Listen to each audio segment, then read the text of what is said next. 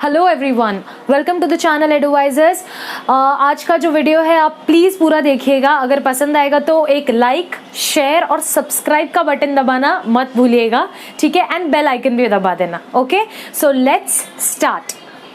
So now we will start with this chapter, students, as we have already completed with 4 chapters of science 2. Now we will be starting with chemical reactions. Periodic classification हमने देख लिया है, तो उससे हमने थोड़ा बहुत symbols, valency के बारे में हमें पता चल गया, एटॉमिक नंबर क्या है, एटॉमिक मास क्या है. So these are the things that we have already studied, and also in 9th standard there are some concepts. Okay, तो आप लोगों का थोड़ा बहुत तो क्लियर होगा. बट ये चैप्टर भी बहुत सारे स्टूडेंट्स डरते हैं, but there is no need to fear out with this chapter. Why? Because I let me tell you, इस चैप्टर में आपको करना क्या है. सिर्फ आपको देखना है कि आपको केमिकल इक्वेशन लिखना कैसे है केमिस्ट्री का, जो ये आपका बेस है. ओके, ये 11th 12th में केमिस्ट्री आपका फुल डीप में है, लेकिन 10th में आपको उतना नहीं है. आपको सिर्फ जानना है कि केमिकल इक्वेशन आपको कैसे लिखना है, उस केमिकल इक्वेशन में आपको क्या क्या लिखना है. और सेकेंड थिंग इज कि केमिकल इक्वेशन मैंने लिख दिया, अब उस केमिकल इक्वेशन को मैं बैलेंस कैसे करूं. That's it. ये कुछ एग्जांपल्स लेके हम लोग करेंगे. उसके बाद आपको देखना है टाइप्स ऑफ केमिकल रिएक्शंस, जो कि थोड़े से कुछ ज्यादा नहीं है, 5-6 टाइप्स हैं. तो वो टाइप्स में आप उस टाइप का डेफिनेशन देख लोगे. सपोज डिकम्पोजिशन रिएक्शन है, डिस्प्लेसमेंट रिएक्शन है, ऑक्सीडेशन है, रिडक्शन है. तो ये सब का आप डेफिनेशन देखोगे और एक दो एग्जांपल्स याद रखोगे. That's it. इस चैप्टर में इससे ज्यादा कभी एग्जाम में पूछा ही नहीं जाता. या तो सीधा बोलेंगे कि टाइप्स ऑफ रिएक्शंस बताओ, आ जाएगा 5 मार्क्स के लिए आराम से. टाइप्स ऑफ रिएक्शंस बताओ, तो आप लोग टाइप्स ऑफ रिएक्शंस बताओगे, डेफिनेशन बताओगे और उसका एग्जांपल्स बताओगे. तो students, let me clear out, जिसके भी अगर दिमाग में है ये बहुत टफ चैप्टर है, ये पता नहीं जमेगा नहीं जमेगा, केमिस्ट्री हमको नहीं जमता है, तो प्लीज ये अपने दिमाग से पहले निकालो, उसके बाद आप लेक्चर अटेंड करो. क्योंकि अगर वो आपके दिमाग में रहेगा तो उस डर के कारण आपसे जितना हो सकता है ना, वो भी आपसे नहीं होगा. तो कभी भी कोई चीज को करने से पहले डरो मत. एकदम ऐसा रखो कि अरे ये कुछ भी नहीं है, ये हो जाएगा, आराम से हो जाएगा. और आप देखना at the end of this chapter आप बोलोगे सच में ये चैप्टर बहुत इजी था, क्योंकि मैं आपको बताऊंगी भी इसी तरीके से. और ये चैप्टर कुछ इतना हार्ड एंड फास्ट नहीं है, आप किसी से भी पढ़ लो, आपको वो इजी लगने वाला है. जब तक हम नहीं पढ़ते तो अपने को थोड़ा डिफिकल्ट जाता है, बट एक्चुअली स्पीकिंग कुछ डिफिकल्ट नहीं है. आप अगर टेक्स्ट बुक लेके भी बैठोगे पढ़ने तो कोई डिफिकल्ट नहीं. खाली क्या डिफिकल्ट है मालूम है? सिर्फ टर्म्स. आपको अगर मैंने बोला सिल्वर नाइट्रेट, एग्जाम में आ गया सिल्वर नाइट्रेट का आप रिएक्शन लिखो, तो सिल्वर नाइट्रेट आपको याद रखना पड़ेगा कि सिल्वर को क्या बोलते हैं, Ag. नाइट्रेट का फॉर्मूला आपको याद रखना पड़ेगा और दोनों को बना के कंपाउंड बनाना पड़ेगा. ठीक है, so let's start with the chapter now. तो अभी हम लोग इस चैप्टर में पूरा बेस से देखेंगे. Okay, from the start each and everything. आपको सिर्फ क्या करना है कि थोड़े बहुत आपको सिंबल्स के नेम्स याद रहने चाहिए, क्योंकि वो हमने पीरियोडिक क्लासिफिकेशन में देखा था कि सिंबल्स का नेम क्या है, राइट? जैसे कि अगर मैंने कॉपर बोला तो आपको इतना तो पता होना चाहिए कॉपर मतलब क्या. कॉपर का सिंबल क्या है? Cu. कार्बन बोलूंगी तो C. ठीक है, सिल्वर Ag, राइट? मर्क्यूरी बोलूंगी तो मर्क्यूरी, अगर मैंने पूछा तो Hg. समझा? Chloride, chlorine, Cl. तो ये सब चीज बस आपको याद रहेगा ना, एवरीथिंग इज इजी. और वैलेंसी, तो इसके लिए आपको स्टार्टिंग के 20 एलिमेंट्स पीरियोडिक के थोड़े रटने पड़ेंगे. मेरे को उसका वो भी टाइम नहीं मिल रहा, उसका मुझे वीडियो बनाना है एक्चुअली. तो स्टार्टिंग के 20 एलिमेंट्स है ना स्टूडेंट्स, रट लो. तो कैसे? वो स्टार्टिंग के 20 एलिमेंट्स का आपको वैलेंसी ऑटोमेटिक पता चलेगा, क्योंकि एटॉमिक नंबर के सीरीज में रहेगा ना 1 2 3 4 5 6. तो आप अगर 20 लिख देते हो तो सीक्वेंशियल ऑर्डर में एटॉमिक नंबर भी रहेगा. तो एटॉमिक नंबर अगर आपको पता चल गया तो वैलेंसी भी समझ जाएगा, तो उसमें कोई प्रॉब्लम नहीं है, राइट? तो अभी सुनो, इतना बस आपको याद रखना, बाकी चैप्टर हो जाएगा. तो let's start now. Okay, we are not gonna wait for anyone. Let's start now. In your textbook, students, page number 30, chemical reactions and equations, page number 30. Okay, so we will do each and everything of the textbook, but मेरा ये आदत नहीं है कि मैं text book का एक line पढ़ के आपको समझाऊंगी. I will teach you as per my style. Now it's your responsibility कि आपको ये सेशन के बाद ये वाला टेक्स्ट बुक का पार्ट, जितना भी पार्ट है 2 पेज के 3 पेज के मैं आपको बता दूंगी, तो उतना पार्ट आपको करना है वापस घर पे, और खुद का नोट्स, और इस चैप्टर के लिए तो नोट्स मोस्ट इंपॉर्टेंट है, मोस्ट इंपॉर्टेंट, तो आपको नोट्स बनाना है। सो स्टूडेंट्स, अभी है जो है इस चैप्टर का स्टार्टिंग में कुछ क्वेश्चंस है, राइट? बोला है what are the types of molecules and compounds, right? What are the types of molecules of elements and compounds. Element क्या है, कंपाउंड क्या है? Elements are made up of atoms, but कैसे एटम्स?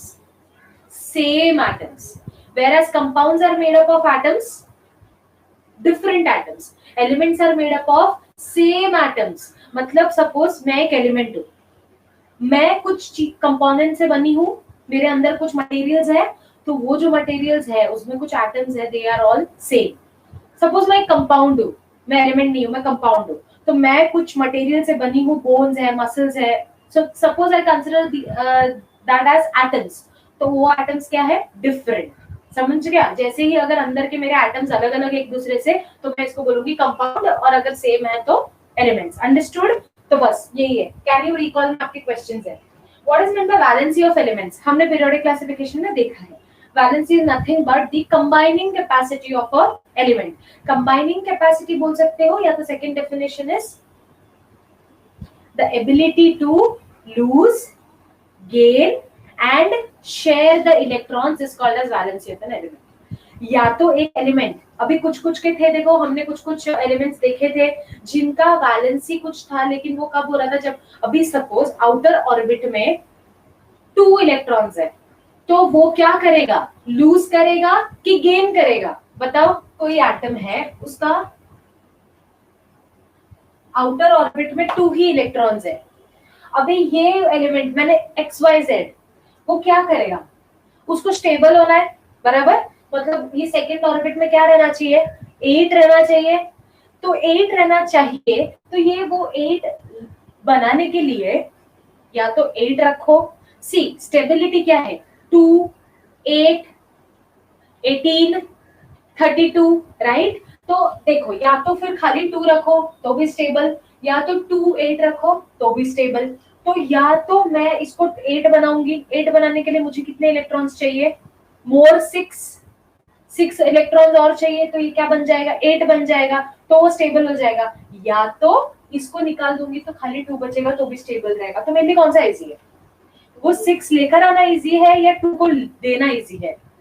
तो इसीलिए losing these 2 electrons is easy than getting the 6 electrons, right? तो इसके लिए ये लूज करेगा, तो इसका वैलेंसी क्या होगा, 2 होगा, इसका वैलेंसी क्या होगा, 2 होगा। नेक्स्ट, सपोज कोई इलेक्ट्रॉन है, कोई एलिमेंट है जिसके इसमें 7 है उसका आउटर मोस्ट ऑर्बिट में, ये क्या करेगा, गेन करेगा कि लूज करेगा? ऑब्वियसली गेन करेगा। लूज 7 करना इजी है या एक गेन करना इजी है? एक गेन करना इजी है, तो ये गेन करेगा, तो इसका वैलेंसी हो गया, इसका वैलेंसी हो गया 2, इसका वैलेंसी हो गया 1, राइट? तो लूजिंग, गेनिंग, और समटाइम्स बाय फॉर्मिंग कंपाउंड्स, है ना, तो वो लोग शेयर करते हैं अपना बॉन्ड, कि भाई ठीक है, मेरे पास है 6, ठीक है, मेरे को चाहिए 1, और तेरे पास है आउटर ऑर्बिट में 1, तुझे चाहिए लूज करना है। सपोज तेरा है 2, 1, ठीक है, 2, 1 तेरा इलेक्ट्रॉनिक कॉन्फ़िगरेशन है, तो 1 है तेरे आउटर मोस्ट ऑर्बिट में। मैं इतना भौंक रही हूँ यार, इतना चिल्लर वाला लग रहा है, सॉरी। तो 2, 1, ठीक है, इलेक्ट्रॉनिक कॉन्फ़िगरेशन, तो 1 उसका आउटर मोस्ट ऑर्बिट में, उसको क्या करना है, वो 1 को लूज करना है। और मेरे आउटर मोस्ट ऑर्बिट में है 2, 7, मुझे क्या चाहिए, 1 चाहिए, उसको क्या करना है, 1 देना है। तो ये ऐसे 2 एलिमेंट्स मिलके एक कंपाउंड बन जाता है। समझ गया? तो उन्होंने क्या किया, अपना 1 इलेक्ट्रॉन शेयर किया ना, इसने अपना 1 इलेक्ट्रॉन उसके साथ शेयर किया, और इसने भी तो शेयर ही किया ना ऑक्टेट बनाने के लिए, this is sharing. So valency का डेफिनेशन आप 2 लिख सकते हो, combining capacity of an element is called as valency, और you can write the tendency to lose, gain और share the electrons is called as valency. I hope you all have understood, ठीक है? तो अभी ये ऐसे आप लिखोगे। आगे ये हो गया, तो फिर आप लिख सकते हो what is the requirement for writing molecular formula of different compounds. See molecular formula लिखना जरूरी है अपने केमिकल रिएक्शंस में, ठीक है, हम लोग उस पे आएंगे। मॉलिक्यूलर फार्मूला लिखा कैसे जाता है, क्या क्या चाहिए मॉलिक्यूलर फॉर्मूला लिखने के लिए? सिंबल्स, एलिमेंट का सिंबल, सपोज मुझे सोडियम क्लोराइड लिखना है, सोडियम और क्लोराइड, सोडियम को क्या Na लिखेंगे, chloride Cl, chlorine actually, okay, तो उनका सिंबल्स लगेगा, उनके वैलेंसीज हमें पता होने चाहिए। सुनो, मुझे क्या बनाना है, नॉर्मल सॉल्ट, ओके, सॉल्ट का फॉर्मूला क्या है, NaCl, मैंने क्या बोला, आप एक NaCl एक कंपाउंड बनाओ, ठीक है, मुझे क्या बनाना है, NaCl। इसमें क्या चीज दिख रहा है आपको, दो चीजें दिख रही हैं, दो एलिमेंट्स दिख रही हैं, क्या है वो, एक है Na, एक है Cl, understood. NaCl2 is different from NaCl. NaCl2 is stable salt, sodium chloride, ठीक है, this is normal salt, NaCl। NaCl2 देखेंगे वो आगे, अभी एक बेसिक फॉर्मूला मैंने बोला NaCl आपको बनाना है। अब क्या होता है, NaCl दो एलिमेंट्स है, मैंने क्या बोला, first you write the symbol, then you write the valency. Now valency write लिखने के लिए आपको एटॉमिक नंबर पता होना चाहिए, यस और नो, एटॉमिक नंबर पता होना चाहिए। सोडियम का एटॉमिक नंबर क्या है, याद करो, सोडियम का एटॉमिक नंबर क्या है, किसी को पता है? पीरियोडिक टेबल रट लो स्टूडेंट्स, रट लो, 20 एलिमेंट्स रट लो, 11, यस। सोडियम का मैं आपको बताती हूँ कैसे देखेगा, पीरियोडिक टेबल खोलने का, ये अपना पीरियोडिक टेबल है, राइट, मैंने आपको बोला सोडियम का एटॉमिक नंबर बोलो, तो एटॉमिक नंबर इधर दिख रहा है, सोडियम Na के ऊपर कुछ दिख रहा है, 11 दिख रहा है, that is atomic number of sodium, understood, that is atomic number of sodium. मैं अभी सपोज आपको बोलूंगी कि जिंक का एटॉमिक नंबर बोलो, जिंक, तो जिंक का एटॉमिक नंबर है यहाँ 30, समझ में आ रहा है, ओके, तो वैसे ही सोडियम का एटॉमिक नंबर है 11 और क्लोरीन का एटॉमिक नंबर है 17, ये हो गए दोनों के एटॉमिक नंबर, समझ में आया, पे अटेंशन एवरीवन, दोनों के एटॉमिक नंबर हो गए, तुमको क्या ढूंढना है, वैलेंसी, तो तुम 11 को कैसे लिखोगे, इलेक्ट्रॉनिक कॉन्फ़िगरेशन क्या आएगा, पहले ऑर्बिट में 2, सेकंड ऑर्बिट में 8, हो गया 10, बचा कितना, 1, तो थर्ड ऑर्बिट में 1 आ जाएगा, this is the electronic configuration of sodium. Next chlorine का एटॉमिक कॉन्फ़िगरेशन, पहले में 2 फिर 8, अभी तक स्टेबल है, 2 8 10 हो गया, बचा कितना, 7, तो बताओ सोडियम का वैलेंसी कितना आएगा, क्या करना है इसको, स्टेबिलिटी चाहिए, 2 8 इज स्टेबल, बराबर है, तो उसको 1 का कुछ झोल झपाटा करना पड़ेगा, या तो 1 किसी को दे दो भाई, या तो कितना लो, और 7 चाहिए उसको, और 7 हो गया तो 2 8 8 हो जाएगा, तो स्टेबल रहता है। 7 कोई बीच में देने नहीं वाला तुमको, भाई तुम्हारे पास जो 1 है तुम दे दो, खत्म करो, ठीक है, तो इसको ये लूज करना है, मतलब इसका वैलेंसी क्या हो गया, इसका हो गया 1, इसका क्या हो गया, भाई इसके पास 7 है, इसको क्या चाहिए, 1 चाहिए, जो मैंने एग्जांपल दिया था, मेरे पास 1 है, तेरे पास 7 है, तेरे को चाहिए 1, मेरे को देना है 1, तो मैं क्या करूंगी, तेरे साथ शेयर करके एक कंपाउंड बना दूंगी, तो इन दोनों ने वही किया, इसको चाहिए 1, तो इसका भी हो गया वैलेंसी 1, अब मुझे बनाना है कंपाउंड, तो क्रॉस मल्टीप्लाई, तो इसका 1 इसको जाएगा, इसका 1 इसको जाएगा, तो बनेगा NaCl, understood। Now you can formulate any chemical formula of any compound, अभी तुम लोग कुछ भी कर सकते हो, अगर मैंने दिया तो बना सकते हो, yes, चलो नेक्स्ट इज केमिकल रिएक्शन क्या है, यहाँ पे सी, वो सब छोड़ो, पहले आप लोग चैप्टर के स्टार्टिंग में ही है आपको physical changes and chemical changes, ये दोनों के बारे में आपको पहले जानना है, what are physical changes and what are chemical changes. Physical changes आप सबसे पहले लिखोगे कि फिजिकल चेंजेस आर व्हाट, यहाँ पे दिया गया है, देखो, इन physical change state of the matter changes and the composition of the matter remains the same, write these 2 points, दो ही पॉइंट है, इस 2 पॉइंट में ही आपका फिजिकल एंड केमिकल चेंजेस जो हो रहा है उसमें आपको डिफरेंशिएट करना है, सिर्फ 2 पॉइंट है।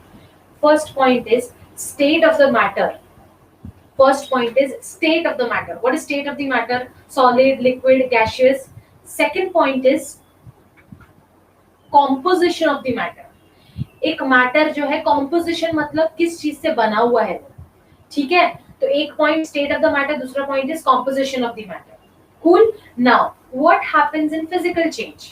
सिंपल, फिजिकल चेंज मतलब फिजिकली जो दिख रहा है, फिजिकली जो चेंज हुआ है। फॉर एग्जाम्पल, हम लोग आइस बनाते हैं, तो आइस ट्रे में क्या भरते हैं? आइस क्यूब भरते हो ठंडा रखने के लिए अंदर। आइस ट्रे में आइस क्यूब भर के फ्रीजर में डालते हो। हाँ भाई, तो ठंडा है, भाजी जैसे हम लोग कूल रखते हैं, खराब ना हो जाए, तो आइस को हम फ्रीजर में डालते हैं क्या? नहीं, हम क्या करते हैं, पानी भर के फ्रीजर के अंदर डालते हैं और वो हो जाता है आइस। तो उसका क्या हो गया? स्टेट चेंज हुआ। ये दो पॉइंट आपको रखना है, state of the matter, composition of the matter. Now in the process, when the water freezes to ice, what happens? State is changed. Water क्या था? Liquid. Ice क्या बन गया? Solid. Correct है? तो this is what? This is what? Physical change. Okay? Composition of matter change हुआ क्या रे? Water का शरबत बन गया क्या तुम्हारा? आइस जब भी बना तो नींबू पानी बन गया, कोल्ड ड्रिंक्स बन गया, वाटर का कॉम्पोजिशन चेंज हो गया क्या तुम्हारा? वाटर तो वाटर ही रह गया, कुछ ऐड हो गया फ्रीजर में, फ्रीजर वाला कुछ गैस विच डाल के कोल्ड ड्रिंक बन गई। चलो वाह, what a fridge I have got. पानी डालो ट्रे में, बन के आता है कोल्ड ड्रिंक्स। कोल्ड ड्रिंक्स के क्यूब्स बनते हैं, फिर उसको मेल्ट करते हैं, हम कोल्ड ड्रिंक्स बनाते हैं, पानी बनाते हैं। रूम टेम्परेचर में रखते हैं तो आइस मेल्ट हो जाता है, वापस पानी बन जाता है। तो ये भी क्या हो गया? फिजिकल चेंज हो गया। Again that ice is remove from the freezer, it is stored in the room temperature. Room temperature में रखेंगे तो गर्मी की वजह से वो आइस मेल्ट हो जाता है और वापस पानी बन जाता है। तो ये भी क्या हो गया? फिजिकल चेंज हो गया। तो वो जब वापस पानी बना, कोल्ड ड्रिंक्स बन गया क्या तुम्हारा? वही पानी बना ना जो पानी तुमने भरा था। तो this is what? Physical change. Understood? This is what? Physical change. समझ में आ रहा है? अंडरस्टूड? कॉम्पोजिशन ऑफ मैटर यहाँ पे चेंज हुआ क्या फिजिकल चेंज में? नो। तो ऑलवेज रिमेंबर, इसको सिर्फ एक कॉलम फॉर्म में लिख दो तो कैसे आप सेंटेंस में फ्रेम कर सकते हो। फर्स्ट पॉइंट आप लिख दोगे, if in a chemical reaction the composition of matter doesn't change but there is a change in the physical state, the state of the matter, then this change is called as physical change. Understood? Whereas in chemical change, बताओ अब chemical change में क्या होएगा? बोलोगे इसका उल्टा। हम तो ये माहिर है, बचपन से लिख रहे हैं डिफरेंस बिटवीन, एक पॉइंट लिखा दूसरे में उसका उल्टा लिख देने का, इधर यस तो उधर नो, ऐसा नहीं है। समझो पहले केमिकल चेंज में क्या होएगा। एक और यहाँ पे है परमानेंट टेम्पररी।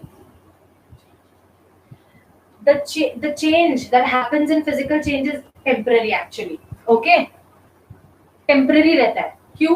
जब तक मैं फ्रीजर में रखी थी पानी को तब तक वो आइस बन के था, जैसे ही मैंने आइस को बाहर निकाल दिया तो वो पानी बन गया। तो that change was temporary.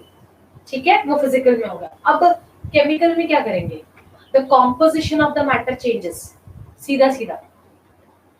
For example, ripening of the fruits. कच्चा था, अंदर केमिकल चेंजेस हुआ तो वो पक गया। राइट? करेक्ट है ना? कच्चा था एक फ्रूट, केमिकल चेंजेस होते होते होते वो पक गया। वो fruits, ripening of fruits is the example of chemical change. Composition of matter change हो गया। पहले कच्चा था तो टेस्ट आता है क्या उसका? इतना नहीं, लेकिन पकने के बाद टेस्ट आता है ना, तो उसका कॉम्पोजिशन ऑफ मैटर चेंज हो। फिजिकल स्टेट चेंज हो गया क्या? अभी कच्चा था तो भाई वैसे ही दिखेगा ना, पक गया तो इतना बड़ा हो जाएगा कि इतना हो जाएगा, नहीं है ना।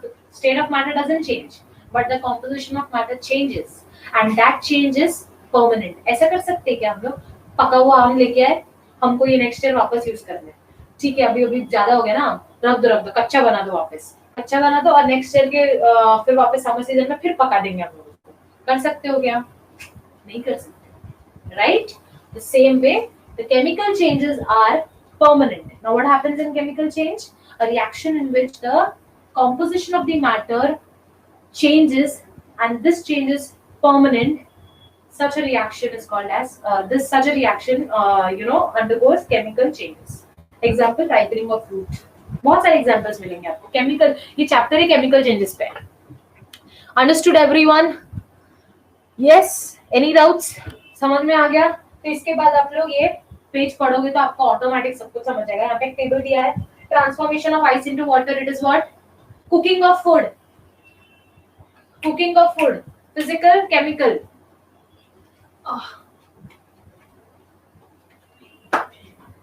अगर फिजिकल रहेगा पी लिखो, केमिकल रहेगा सी लिखो. Yes, chemical. Ripening of fruit, T या C. Next, milk turned into curd, P या C. C. Evaporation of water, evaporation of water.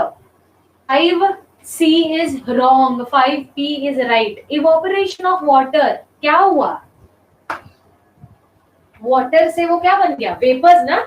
State of matter change हुआ ना. वाटर लिक्विड था, क्या कन्वर्ट हो गया? वो गैसियस स्टेट. अगर उस वाटर को फ्रीज कर दिया तो आइस बन गया. लिक्विड से क्या बन गया? सॉलिड बन गया. तो उसी को मैंने लिक्विड को इवेपोरेट जब कर दिया, फिजिकल चेंज. इसीलिए मैंने बोला आपको रटना नहीं है. रटोगे तो कभी कोई नया एग्जांपल आएगा ही नहीं. आपको देखना है स्टेट चेंज हुआ ना, कॉम्पोजिशन चेंज हुआ क्या? वेपर्स को फिर से अगर मैंने कंडेंस किया तो क्या बन जाएगा? लिक्विड बन जाएगा ना वेपर्स. तो कोल्ड ड्रिंक्स बन के आएगा क्या नीचे? नेक्स्ट, सिक्स्थ है अभी. Sixth, digestion of food in the stomach, see. Size reduction of naphthalene balls exposed to air, P. physical change ना, physically you can see the size is reducing, size कम होते होते जा रहा है. physically you can see that. staining of Shahabadi और Kadappa tile by lemon juice. अगर हम लोग टाइल्स पे लेमन जूस डाल देते हैं तो वो क्या होता है? Chemical change. ओके. फिर breaking of a glass object on falling from a height, breaking of a glass on falling from a height, glass टूट गया, फिजिकल चेंज. केमिकल क्या चेंज हुआ है उसमें? नेक्स्ट इज आपका एक्टिविटीज दिया गया है पेज नंबर 31 पे. Very important because on that only the whole chapter कहीं ना कहीं आपको बोलेगा एक्टिविटी नंबर 1, एक्टिविटी नंबर 2. ठीक है, तो वो आपको करते रहना है. Activity number 1, take a spoonful of. ये रिएक्शंस आपको अपने बुक में लिखना है. ओके. एक्टिविटी डाल के पेज नंबर 31 डाल के वहां पे जो फर्स्ट है, फर्स्ट उसका आपको रिएक्शन लिखना है. Take a spoonful of limestone powder in an evaporating dish. Heat it strongly on a high blue flame. क्या होगा? क्या लेना है? क्या लेना है? Limestone powder. Spoonful of limestone powder in an evaporating dish. Heat it strongly. Heat करना है. तो limestone का फॉर्मूला क्या आएगा? सबसे फर्स्ट वाला. Everyone write it down in your notebook and I want all the reactions with the details which I am giving. Activity का first reaction क्या आएगा? क्या बोला है? Limestone powder, right.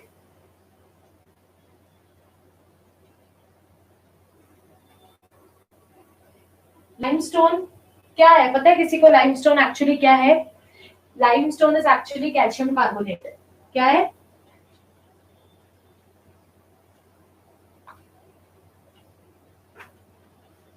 Calcium carbonate को, कैल्शियम कार्बोनेट का formula क्या है? Very good, CaCO3. Very good. Calcium carbonate का फॉर्मूला है CaCO3. समझ में आया? समझ में आया? तो फर्स्ट रिएक्शन में आपको बोला गया है फर्स्ट एक्टिविटी में कि कैल्शियम लाइमस्टोन पाउडर लेना है, उसको हीट करना है और देखना है क्या हो रहा है. ठीक है. तो कैल्शियम कार्बोनेट मैंने लिया, उसको क्या किया मैंने? हीट किया. तो ये एरो के ऊपर ट्रायंगल डालना है हीट के लिए. ये सब मैं आपको बताऊंगी.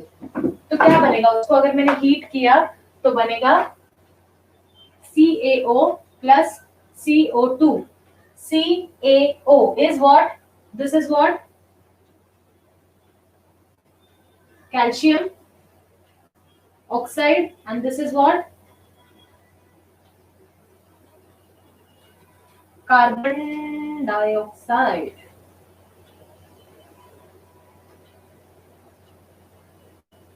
Carbon dioxide gas, and this is calcium carbonate.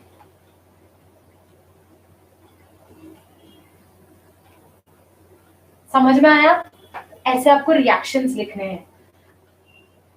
The products, the compounds on the left hand side are called as reactants. The elements of the compound on the right hand side are called as products. Okay, you should always put an arrow showing किस तरफ आपका reaction हो रहा है. Okay, what is triangle? Now this triangle is a symbol to show heat, हम इसको heat कर रहे हैं। हमने क्या देखा कि CaCO3 को अपने को क्या करना है, हीट करना है ना, बर्नर पे वो डिश रख के हीट करना है, इसीलिए हम लोग हीट यहाँ पे या तो आप हीट लिखोगे, बट केमिकल इक्वेशन जब आप लिखते हो तो आप हीट नहीं लिखोगे, आप लिखोगे ट्रायंगल, ट्रायंगल बनाओगे। ओके, समझ में आया? डन। ओके, तो क्या बना, calcium oxide and CO2, CaO बन गया, बचा क्या, एक C, और इसका 3 O में से एक हो गया तो बचा 2 O, तो CO2 बन गया। तो when this activity is done, what do we get? What are the products? Calcium oxide and carbon dioxide gas. Understood? तो उसका डब्बा नीचे लिखा है, देखो एक ऑब्जर्वेशन टेबल। तो फर्स्ट में आप क्या लिखोगे, कलर चेंज हुआ है, ये तो आपको पता चलेगा जब आप लोग एक्चुअली परफॉर्म करोगे, है ना, प्रैक्टिकल्स जब आप एक्चुअली परफॉर्म करोगे तब आपको मालूम पड़ेगा, है ना। तो इस साल तो तुम्हारा बदनसीबी है कि कुछ हो नहीं रहा है, बट ठीक है, अभी पढ़ लो, सब 11th 12th में साइंस लोगे तो केमिस्ट्री में भर भर के आपको प्रैक्टिकल्स करने हैं। तो कलर चेंज आपको नहीं मिलेगा, नो चेंज लिखो वहां पे, आप अपने बुक में लिखोगे, ठीक है। And these type of reactions, students ये सब आने वाला है ना, टाइप्स ऑफ रिएक्शंस आगे जाके लास्ट टॉपिक, तो उसमें आपका एक डिकम्पोजिशन रिएक्शन है। इसमें क्या हो रहा है, CaCO3 बना, ये एक एक्चुअली कंपाउंड है, लेकिन इसको क्या हुआ, इसको ही तुमने टुकड़े टुकड़े में, CaCO3 कैल्शियम कार्बोनेट है, ये क्या है, ये एक कंपाउंड है, राइट। तो ये एक कंपाउंड है, तो जब मैंने इसको हीट किया, हाँ, तो बन गया 2 एलिमेंट्स, ये एक है, ये एक है, तो ये दोनों बना किसमें से, इसमें से बना, मतलब इसका टुकड़ा टुकड़ा हो गया, मतलब इसका क्या हुआ, डिकम्पोजिशन। तो इसीलिए इस रिएक्शन को, such type of reactions are called as decomposition reaction. ये मैं सब डिटेल में बताऊंगी, लेकिन आई होप सो ये वीडियो आपके लिए यूजफुल था students, and whoever who are watching, if you like the video then एक लाइक भी तो बनता है, एक थम्स अप कर लीजिए और शेयर करना अपने फ्रेंड्स के साथ, सभी के साथ, सब्सक्राइब करना ना भूलें, नोटिफिकेशन का बेल बटन भी दबाना है, एंड स्पेशली डाउट्स लाना है, डाउट्स है तो कमेंट सेक्शन में पूछना students. And if you want to join my group, Telegram group है, वहां ज्वाइन कर लो, it's free for all, join कीजिए, डाउट्स है, डिस्कशन है, बहुत सारे स्टूडेंट्स है, you can discuss all your doubts with each and everyone. Okay, till then take care everyone, bye, study करो, मजे करो।